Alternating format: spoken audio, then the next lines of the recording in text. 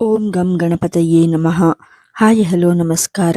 Welcome to spiritual vibes YouTube channel.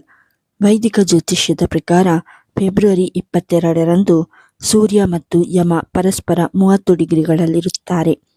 ಇದು ದ್ವಿದ್ವಾದಶ ಯೋಗವನ್ನು ಸೃಷ್ಟಿಸುತ್ತದೆ. ಪರಿಣಾಮವಾಗಿ ಮೀನ ಮತ್ತು ಕುಂಭ ರಾಶಿ ಸೇರಿದಂತೆ ಕೆಲವು ರಾಶಿಯವರ ಜೀವನದ ಮೇಲೆ ಸಕಾರಾತ್ಮಕ ಪರಿಣಾಮ ಬೀರಬಹುದು. ಆ ಲಕ್ಕಿ ರಾಶಿಗಳಾವವು ಎಂದು ಈ ವಿಡಿಯೋದಲ್ಲಿ ತಿಳಿಯೋಣ. ಜ್ಯೋತಿಷ್ಯ ಶಾಸ್ತ್ರದ ಪ್ರಕಾರ ಗ್ರಹಗಳ ರಾಜನಾದ ಸೂರ್ಯ ಕಾಲಕಾಲಕ್ಕೆ ತನ್ನ ರಾಶಿಯನ್ನು ಬದಲಾಯಿಸುತ್ತಾನೆ. ಇದು ಎಲ್ಲ 12 ರಾಶಿಚಕ್ರ ಚಿಹ್ನೆಗಳ ಜೀವನದ ಮೇಲೆ ಒಂದಲ್ಲ ಒಂದು ರೀತಿಯಲ್ಲಿ ಪರಿಣಾಮ ಬೀರುತ್ತದೆ. ಸೂರ್ಯನನ್ನು ಆತ್ಮ, ತಂದೆ, ಖ್ಯಾತಿ, ಗೌರವ ಮತ್ತು ಸರ್ಕಾರಿ ಕೆಲಸಕ್ಕೆ ಕಾರಣವಾದ ಗ್ರಹವೆಂದು ಪರಿಗಣಿಸಲಾಗುತ್ತದೆ. ಪ್ರಸ್ತುತ ಸೂರ್ಯನು ಕುಂಭರಾಶಿಯಲ್ಲಿದ್ದಾನೆ. ಅಲ್ಲಿ ಅವನು ಮಂಗಳ, ಬುಧ, ಸೂರ್ಯ ಮತ್ತು ರಾಹು ಜೊತೆಯಲ್ಲಿದ್ದಾನೆ. ಇದು ಹಲವಾರು ಪ್ರಭಾವಶಾಲಿ ರಾಜಯೋಗಗಳನ್ನು ಸೃಷ್ಟಿಸುತ್ತಿದೆ. ಇದಲ್ಲದೆ ಫೆಬ್ರವರಿ 22ರಂದು ಸೂರ್ಯನು ಯಮನೊಂದಿಗೆ ವಿಶೇಷ ಸಂಯೋಗವನ್ನು ರೂಪಿಸಿದ್ದಾನೆ. ಇದು ದ್ವಿದ್ವಾದಶ ಯೋಗವನ್ನು ಸೃಷ್ಟಿಸುತ್ತದೆ. ಈ ಯೋಗದಿಂದಾಗಿ ಕೆಲವು ರಾಶಿಗಳ ಜನರು ಅದೃಷ್ಟವನ್ನು ಅವರಿಗೆ ಅನುಕೂಲಕರವಾಗಿ ಕಾಣಬಹುದು ಮತ್ತು ವೃತ್ತಿ, ಸಂಪತ್ತು, ಗೌರವ ಮತ್ತು ಇತರ ಕ್ಷೇತ್ರಗಳಲ್ಲಿ ಲಾಭದ ಸೂಚನೆಗಳಿವೆ. ಫೆಬ್ರವರಿ 22ರಂದು ರಾತ್ರಿ 8:16ಕ್ಕೆ ಸೂರ್ಯ ಮತ್ತು ಯಮ ಪರಸ್ಪರ 30 ಡಿಗ್ರಿ ದೂರದಲ್ಲಿರುತ್ತಾರೆ. ಈ ಪರಿಸ್ಥಿತಿಯು ಪ್ರಬಲವಾದ ದ್ವಿದ್ವಾದಶ ಯೋಗವನ್ನು ಸೃಷ್ಟಿಸುತ್ತಿದೆ. 17 ವರ್ಷಗಳ ನಂತರ ಸಂಭವಿಸುವ ಈ ಗಮನಾರ್ಹ ಸಂಯೋಜನೆಯು ಕೆಲವು ರಾಶಿಗಳಿಗೆ ಪ್ರಗತಿಯ ಹೊಸ ಬಾಗಿಲುಗಳನ್ನು ತೆರೆಯಲು ಸಜ್ಜಾಗಿದೆ. ಏಕೆಂದರೆ ಯಮನು ಸುಮಾರು 17 ವರ್ಷಗಳ ಕಾಲ ಒಂದೇ ರಾಶಿಯಲ್ಲಿ ಇರುತ್ತಾನೆ. ಯಮನನ್ನು ಸಾಮಾನ್ಯವಾಗಿ 9 ಗ್ರಹಗಳಲ್ಲಿ ಒಂದೆಂದು ಪರಿಗಣಿಸಲಾಗುವುದಿಲ್ಲ. ಆದರೂ ಯಮನ ಸ್ಥಾನದ ಪ್ರಭಾವವು ಪ್ರತಿಯೊಂದು ರಾಶಿಚಕ್ರ ಚಿಹ್ನೆಯಲ್ಲೂ ಕಂಡುಬರುತ್ತದೆ.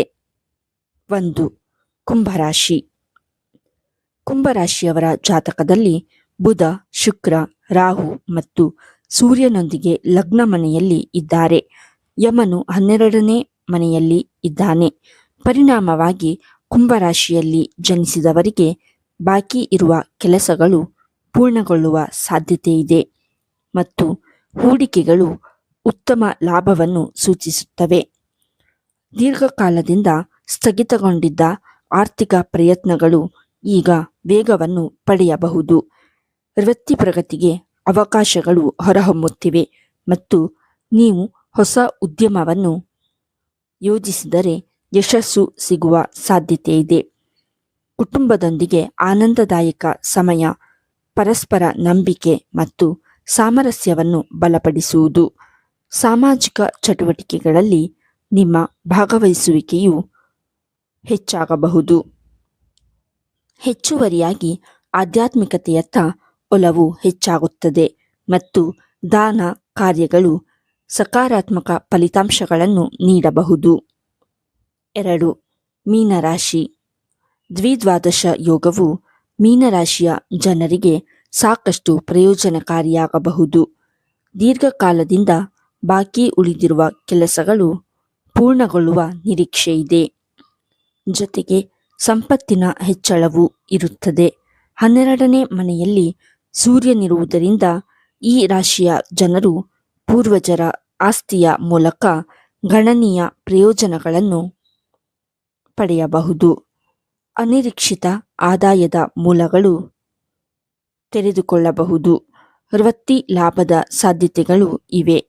ನೀವು ಕೆಲಸಕ್ಕಾಗಿ ಆಗಾಗ್ಗೆ ಪ್ರಯಾಣಿಸಬೇಕಾಗಬಹುದು. ಹೊಸ ಅವಕಾಶಗಳು ತೆರೆದುಕೊಳ್ಳಬಹುದು. ವ್ಯವಹಾರದಲ್ಲಿಯೂ ಗಮನಾರ್ಹ ಲಾಭಗಳನ್ನು ಪಡೆಯಬಹುದು. ಆರ್ಥಿಕ ಪರಿಸ್ಥಿತಿಗಳು ಉತ್ತಮವಾಗಿರುತ್ತವೆ. ಈ ಅವಧಿಯು ಆರೋಗ್ಯದ ದೃಷ್ಟಿಕೋನದಿಂದ ಉತ್ತಮವಾಗಿರುತ್ತದೆ. ನೀವು ಇಂದು ಚೈತನ್ಯಶೀಲ ಮತ್ತು ಸದೃಢರಾಗಿರಬಹುದು. 3. ವೃಶ್ಚಿಕ ರಾಶಿ. ದ್ವಿದ್ವಾದಶ ಯೋಗವು ವೃಶ್ಚಿಕ ರಾಶಿಯ ಜನರಿಗೆ ಪ್ರಯೋಜನಕಾರಿಯಾಗಬಹುದು. ಈ ರಾಶಿಚಕ್ರ ಚಿಹ್ನೆಯ 10ನೇ ಮನೆಯಲ್ಲಿ ಸೂರ್ಯ ಇದ್ದಾನೆ ಮತ್ತು ಯಮ 3ನೇ ಮನೆಯಲ್ಲಿ ಇದ್ದಾನೆ.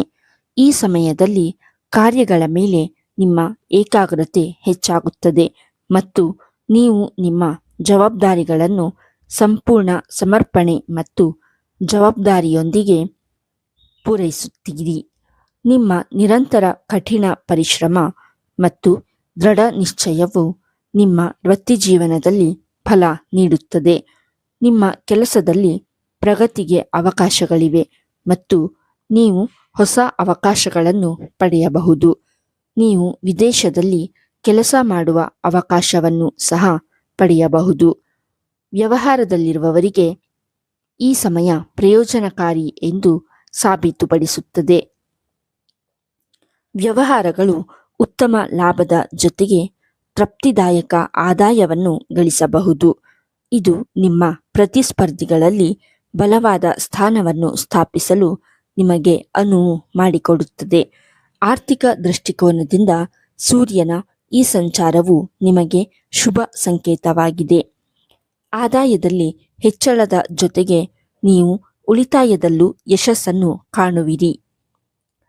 ಈ ಮೇಲೆ ಹೇಳಿರುವ 3 ರಾಶಿಗಳಾದ ಕುಂಭ, ಮೀನ ಮತ್ತು ವೃಶ್ಚಿಕ ರಾಶಿಯವರಿಗೆ ದ್ವಿದ್ವಾದಶ ಯೋಗದಿಂದಾಗಿ ನಿಮಗೆ ಬಯಸಿದ ಜೀವನ ಸಿಗುತ್ತದೆ ಮತ್ತು ನಿಮ್ಮ ಆರ್ಥಿಕ ಪರಿಸ್ಥಿತಿಯು ಉತ್ತಮವಾಗುತ್ತದೆ. ಒಟ್ಟಾರೆಯಾಗಿ ಆನಂದದಾಯಕ ಜೀವನವನ್ನು ನಡೆಸಲು ಸಾಧ್ಯವಾಗುತ್ತದೆ.